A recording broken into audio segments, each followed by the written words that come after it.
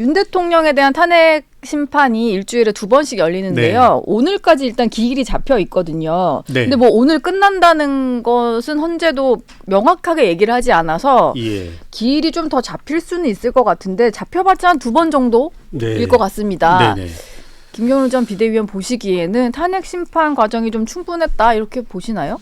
아무래도 최근에 어제 그제인가요? 이렇게 예. 그 증거 채택 논란도 있고 네. 이 여러 피의자 내지는 공범 뭐 이런 분들의 검찰 신문 조서가 증거 능력이 있는지 없는지 이런 논란도 있고 조금은 여러 면에서 좀 안타까워 보이더라고요. 예. 저 개인적인 소견을 말씀드리자라면 저는 뭐 미리 좀 논란을 차단하고자 그러니까 윤석열 대통령에 대한 탄핵안에 대해서 뭐 긍정 부정 찬성 반대를 물어본다라면 찬성이라고 할 수 있을 텐데요. 이 문제는 여러 가지 뭐 헌법재판소라든가 우리나라의 사법기관 검찰 경찰 포함해서 네. 이런 기관들이 어떻게 민주적으로 그리고 합의된 절차에 따라서 잘 진행할 수 있는가 그게 관건이라고 보는데 그 과정에서 너무나 불필요한 잡음을 일으켰고 그런 것들이 소위 말하는 여러 가지 논란들을 만들어내고 있지 않는가. 예. 구체적으로 본다라면 저는 제가 법률 전문가가 아니어서 깊은 어떤 전문성은 없습니다만 예. 이렇게 신문조서, 검찰 신문조서가 증거 능력이 있느냐 없느냐 이걸 만약에 지금 당장 누구한테나 뭐 길거리에 있는 혹은 뭐 저 같은 경우라 하더라도 공인회계사로서 여러 가지 그와 같은 법률 전문들을 접하는데 예. 물어본다라면 검찰 신문조서가 법정에서 어떤 뭡니까 증언들과 네. 상치되면은 이건 제가 알기로는 이 뭐랄까요 탄핵된다 혹은 이제 다른 증거를 찾는 절차를 통해서 입증해내야 되는데 그걸 하겠다고 하는 거 지금 이제 검찰 신문조서와 해당 당사자들의 발언들이 법정에서 발언들이 다르다는 거 아닙니까? 예. 이럴 경우라면 추가적인 절차가 있어야 함에도 불구하고 헌법재판소에서 일방적으로 나는 검찰 신문조서의 내용을 따르고 이걸 증거 채택하겠다고 하는 건 이건 좀 쉽게 납득이 가지 않는다. 그게 뭐 박근혜 전 대통령 때 사례가 있기 때문에 그렇게 예. 한다지만 사실 그건 2017년이고 그렇죠. 2020년에 예. 형사소송법이 개정이 되면서 네네. 이 검찰 신문조서를 이제 증거 능력을 인정하느냐에 대한 어떤 규정이 새로 생긴 거잖아요. 그렇습니다. 예. 그러니까 저도 헌법재판소법 40조를 이제 저도 찾아보면 예. 여기 이제 그렇게 나와 있거든요. 네. 준용토록 한다. 네.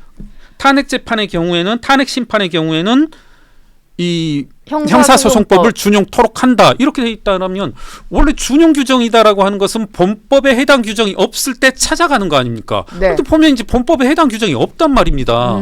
이걸 이제 그래서 저 같은 경우 일반적인 법감정에서는 당연히 이 경우라면 윤석열 대통령 측의 주장이 받아들여지고 네. 또 하나는 이제 최근에 이제 자주 나오시는 제가 임지봉 변호사님 개인적인 친분도 있습니다만은 임지봉 정확히는 이제 서강대 교수께서 이제 헌법재판소의 입장을 두둔하면서 어떤 말씀을 하셨냐면 탄핵 심판이라고 하는 건 형사재판하고는 다른 거다. 네. 탄핵 심판은 단순한 징계 절차여서 엄밀한 증거 법칙을 준용할 필요가 없다.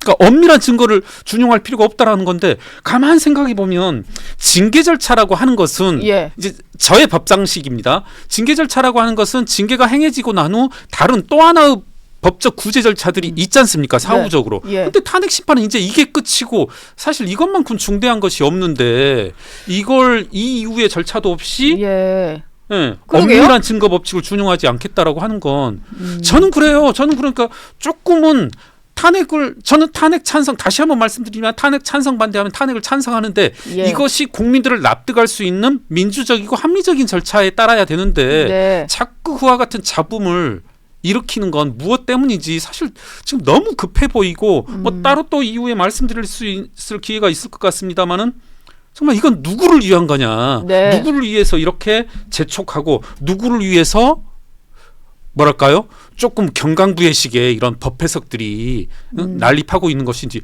얼마 전에 과거에도 있었습니다만은 뭐 윤석열 대통령에 대한 구속영장 적부심이었나요? 예. 그냥 한 줄로 해버리라니까 전 그건 좀 국민을 무시하는 거라고 보였었거든요. 구속영장 발부 사유가 한 줄이어서 15자였나 그랬던 것 같아요. 근데 이재명 민주당 대표의 구속영장 기각 사유는 또 꽤 길었고 해서 뭐 논란이 좀 있었죠.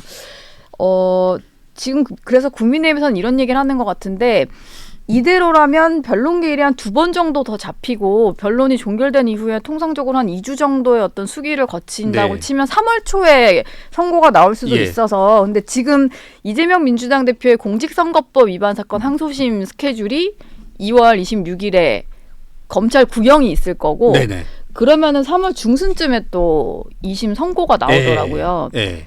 그래서 이게 조기 대선을 빨리 확정을 지어서 뭔가 야권의 유력 대선 주자의 선거 결과에도 영향을 미치려는 게 아니냐 이게 여권 일각의 시각인 것 같아요. 그 의견에는 좀 동의를 하시나요? 아니 그러니까 지금 그 또 한편으로는 아까 저도 이제 기사들을 다 찾아보고 했는데 지금이 어떤 때이냐 뭐 국난에 준하는 상황이고 어찌어찌 상황이 대단히 위급한 상황이다 하는데 저는 무슨 생각이 드냐면 지금 최상목 대행이 이제 국정을 운영하고 있는데 대단히 안정된 상태이지 않습니까?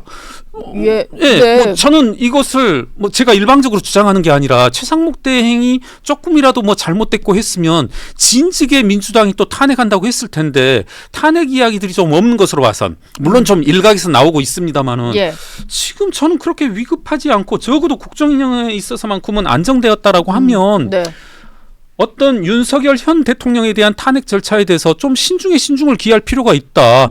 이재명 잡범이라든가 또 조국 전 장관, 뭐 최강욱, 윤명 이런 분들에 대해서는 3년, 4년의 기간을 거쳐놓고서는 윤석열 대통령 탄핵에 대해서는 이렇게 시급하게 하려는 이유는 말씀드린 대로 전 그 부분에 있어서만큼은 적어도 국민의힘 주장을 좀 귀담아 듣고 좀 타당하게 들리는 것 같습니다. 절차상의 하자를 계속 얘기를 하니까 그 부분에 있어서는 조금 헌재도 좀 논란의 소지가 없도록 할 필요는 좀 있어 보이고요. 저는 뭐 2주, 3주 경우에 따라서 뭐 한 달 뭐 지금 2말 3초 이런 말들이 많이 회자되던데 그게 뭐 3말 4초가 되든 4말 5초가 되든 그게 그렇게 우리나라에게 긴급한 상황인가? 저는 그 과정에서 여러 헌법재판관 그리고 헌법재판소 그리고 기타의 사법기관들의 좌충우돌이 더 눈에 띄는 그런 상황인 것 같습니다.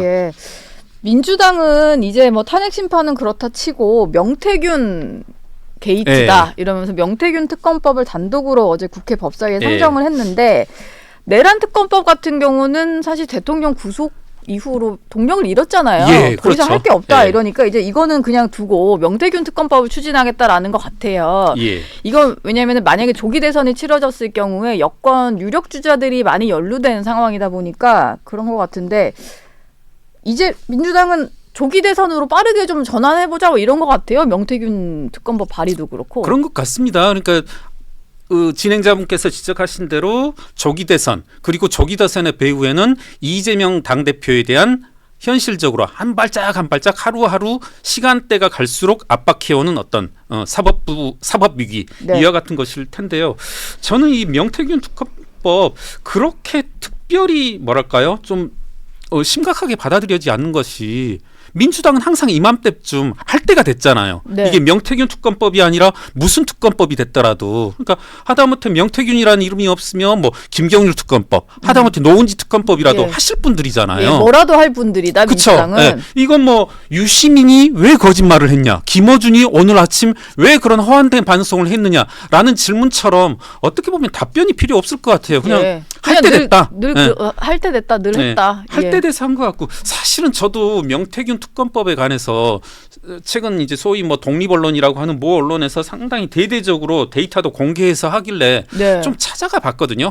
이건 뭐 저로서도 관심을 가질 만한 사항이고 어떤 국민적인 관심이 쏠린 부분이니까 좀 봤는데 모르겠습니다. 제가 뭐 길게 보진 않았습니다만 또 길게 보지 않은 이유가 아직까지는 솔직히 거기에서 뭐 여러 가지 합법적으로 유출되어져 나온 이제 검찰 관련 자료들이 쭉 공개되어져 있던데 일반 시민에게도 이게 그렇게 폭발력이 있을까 뭐 그런 생각이 들더라고요. 그럼 아무래도 명태균 특검법이 통과된다 하더라도 기간에 보여왔던 어떤 민주당식의 좌충우돌 뭐 지금의 헌재의 국면 이런 것과 비슷한 그런 이제 난장판이 이루어지지 않을까 싶네요. 난장판이 이루어지지 않을까 싶다.